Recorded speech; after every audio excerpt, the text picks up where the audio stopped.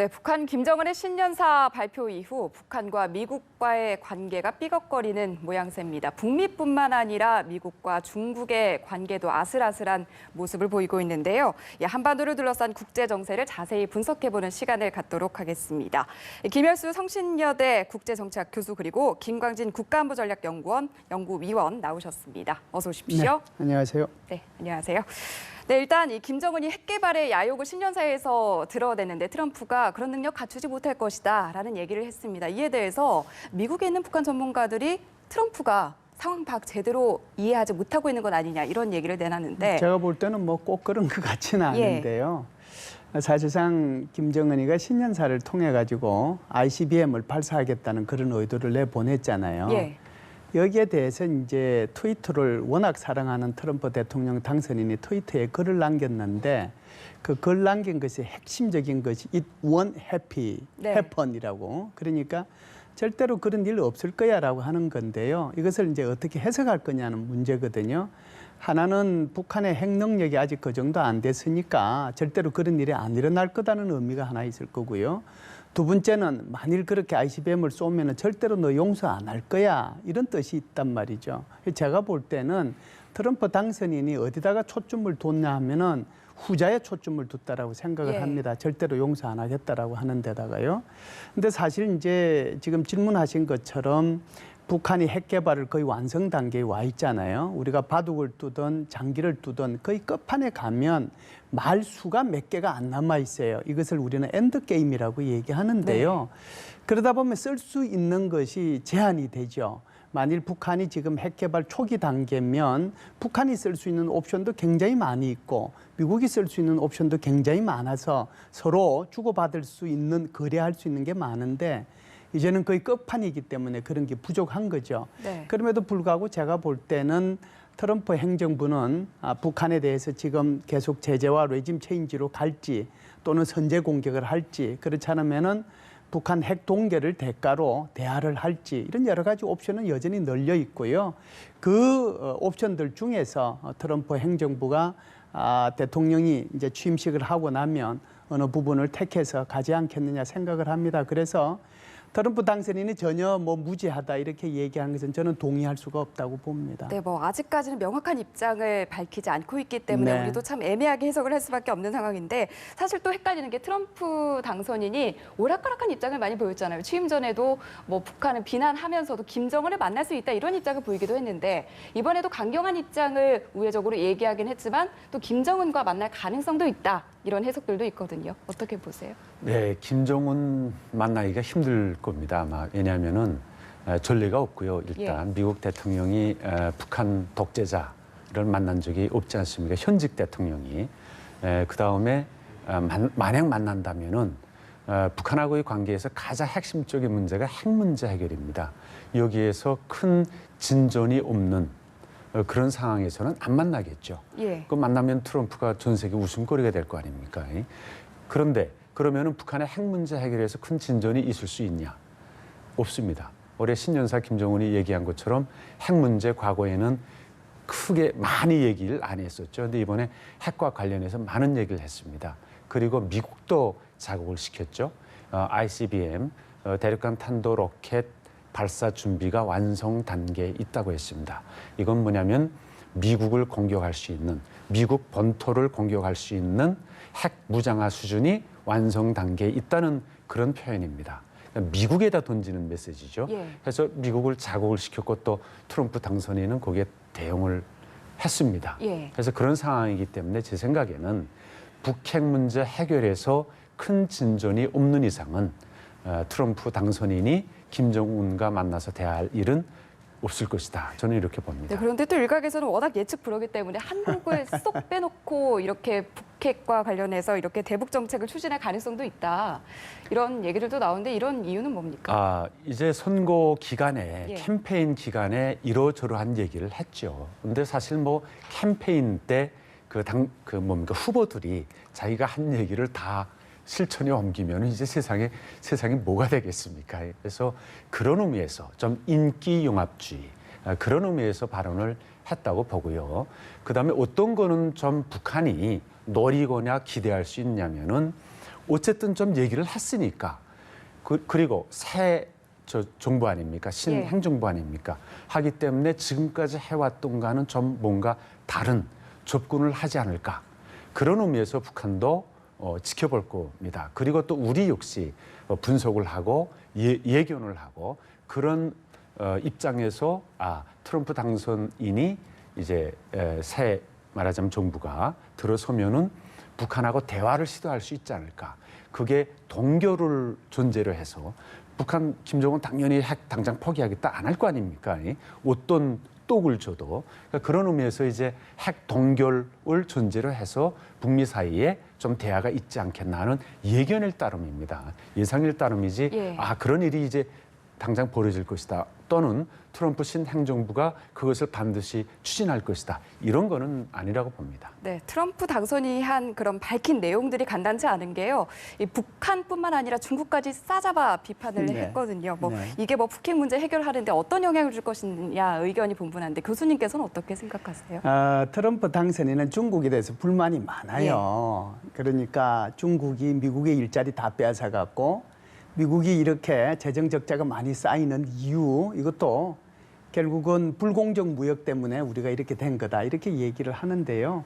그중에 이제 불만 중에 하나가 북한 핵 문제 같은 것도 중국이 충분히 해결할 수 있는데 너희가 너무 소극적으로 하는 거 아니냐. 어떻게 보면 북한이라고 하는 것은 중국 입장에서 보면은 아이 정도의 수준밖에 안 되는데 이걸 가지고 왜 전혀 우리한테 협조를 안 하느냐. 우리한테 그렇게 많은 돈을 너희는 그렇게 얻어가면서 또는 돈을 벌면서 왜 미국이 원하는 거 좀 협조 안 해주느냐. 심지어 중국이 북한 대북 제재에 동참한다고 얘기하면서 옆방에 가서는 북한하고 낄낄대고 웃고 있다. 이런 정도로까지 비판하고 있는 거거든요. 네. 그래서 이런 비판에 대해서 중국도 발끈했죠. 우리는 여태껏 안전보장이사의 결의안 다 했고 거기대로 준수 다 해왔는데 그렇게 얘기하는 것은 너무한 거 아니냐 이렇게 얘기를 했어요. 그럼에도 불구하고 제가 볼 때는 사실상 미국은 한국이 핵무기 개발하지 못하도록 여태껏 통제해왔잖아요. 한국이 장거리 미사일 개발하지 못하도록 통제해왔지 않습니까? 사거리화와 중량 통제를 통해서. 그런데 중국은 북한의 그 핵 미사일 개발에 대해서 전혀 통제하지 못했잖아요. 그런 차원에서 보면 트럼프 대통령 당선인이 중국에 대해서 이런 불만을 가지고 있는 것은 저는 일개 맞다라고 보고요. 지금이라도 중국은 더욱더 철저하게 안전보장이사의 결의안을 철저히 준수해 나가고 북한 핵무기를 포기한 노력을 다각적으로 해나갈 필요가 있다고 생각을 합니다. 네, 그런데 얘기 나온 김에 지난해 말에 북한산 석탄 수입 중단 조치를 중국이 발표했었는데 다시 재개한 것으로 전해지고 있거든요. 그럼 이건 어떻게 해석을 해야 될까요? 전체적으로 보면 예. 안보리 결의안 2321, 231이죠. 작년 11월 30날 통과된 걸 보면 핵심 내용이 이런 거예요. 북한이 전체적으로 수출량을 통제하는 거거든요. 그래서 북한이 1년에 한 30억 불 수출합니다. 그중에 8억 불을 통제하겠다라고 하는 거거든요. 8억 불 중에서 석탄과 관련된 것이 7억 불입니다. 그래서 7억 불을 언제 도달하느냐. 그렇지 않으면은 7억 불에 해당되는 석탄의 양이 있을 거잖아요. 그게 아마 제가 정확하게 기억은 안 나는데 750만 톤 정도 될 겁니다. 그러면은 이 둘 중에 먼저 도달을 하면 그때부터는 이제 더 이상 수출을 못 하도록 돼 있거든요.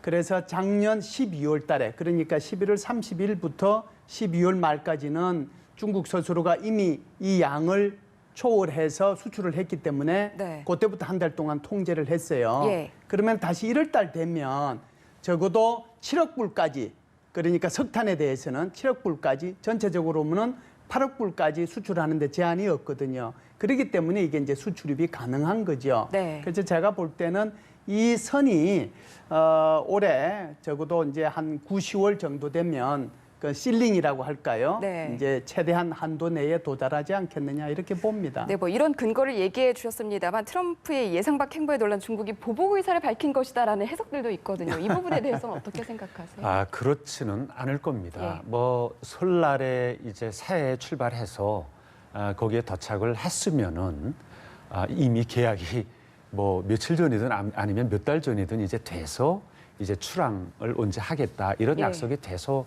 아마 됐을 것 같고요. 네. 일단 그 이제 그 캡 말하자면 수량 속탄 북한에서 수입할 수 있는 그 총량 그리고 총액을 제한을 시켜놨습니다. 그러니까 1월 1일 올해 첫 이제 수출이라고 볼 수 있죠. 그래서 그것이 이제 오겨지겠는지 중국이 유엔 안보리 결의를 지키겠는지 안 하겠는지는 좀 더 지켜봐야 되겠다 이렇게 생각을 하고요. 또 트럼프가 발언했다고 해서 바로 중국이 예. 그렇게 또 이제 대응했다고는 보지 않습니다. 중요한 것은 이제 2321 그 결의를 연간에 이제 쭉 다 속탄뿐만이 아닙니다. 다른 이제 문제들도 있기 때문에 그런 것들 철저히 준수하는 것이 중요하지 않나 봅니다. 네, 보복 의사를 밝힌 것은 아니다라고 정리를 해주셨는데요. 이렇게 참 불확실한 상황에서 우리 정부가 어떻게 대북 정책을 끌고 가느냐가 참 중요할 것 같습니다. 이런 가운데 일단 오늘 국방부가요. 전쟁이 발발하면 북한의 지도부를 제거하는 특수임무여단을 올해 창설할 예정이다라고 밝혔는데 시기가 앞당겨진 게 맞죠? 예, 우리가 이제 북한 핵미사일에 대응할 수 있는 한국의 전략은 예. 크게 보면 세 가지로 나눌 수가 있는데요. 우리가 이제 3K라고 얘기하죠. 북한이 핵미사일을 쏠 가능성이 있으면 우리가 먼저 선제 공격하겠다라고 하는 것이 킬체인이고요. 네. 그럼에도 불구하고 킬체인을 빠져나와서 우리 한국 영공으로 날아오는 북한 미사일에 대해서는 우리가 영공 방어를 통해서 하늘에서 격추하겠다라고 하는 것이 KAMD고요.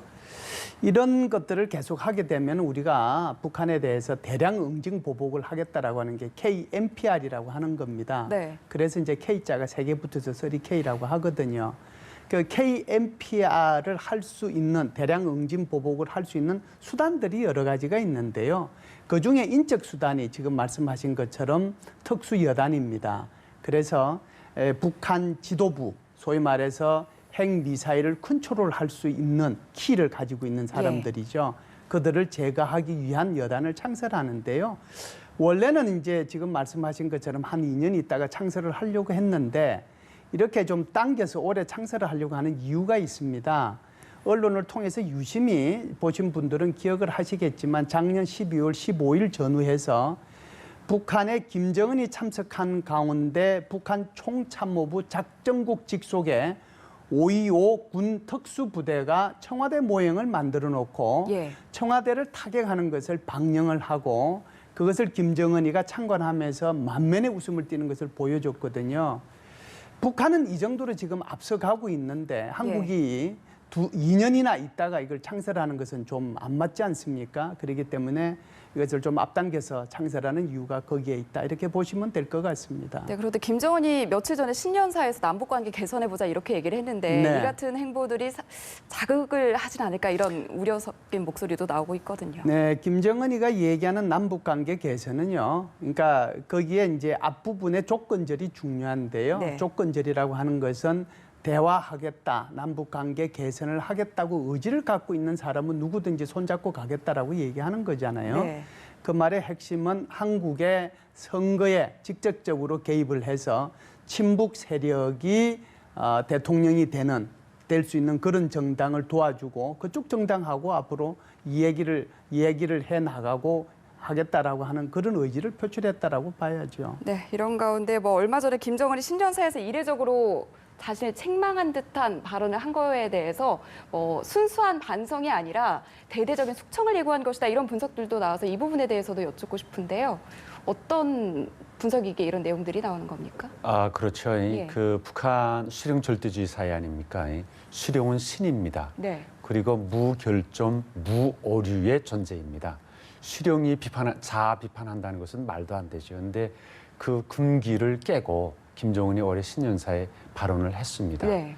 민심이 굉장히 중요하다는 것을 인식하고 있다. 이렇게 볼 수 있고요. 네. 사실 김정은이 집권하면서 이민들이 다시는 허리띠를 졸라매지 않도록 하겠습니다.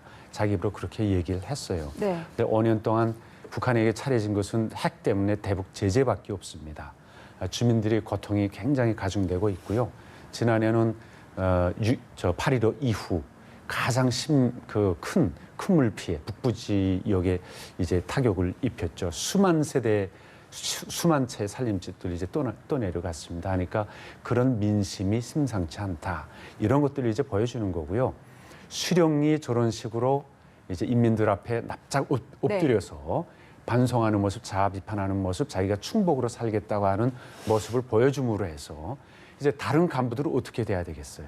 그야말로 이제 난리가 날 겁니다. 아마 다 인민들 위해서 복무해야 되고 뭐 해야 되고 하는 그런 차원에서 하니까 그 차원에서 김정은이 이제 간부들을 내몰고 이제 경제적인 성과를 달성하도록 하지 않겠나 이렇게 보여지고요. 만약 그런 데서 이제 성과가 없거나 잘못하거나 하면은 당연히 숙청 그런 것들을 하겠죠. 네, 참 북한의 상황도 예측 불가능하고 대북 정책에 대한 트럼프의 애매한 입장만 있는 상황인데요. 어느 하나 확실하게 예측하기 힘든 상황인 건 분명한 것 같습니다. 오늘 말씀 여기까지 듣겠습니다. 고맙습니다.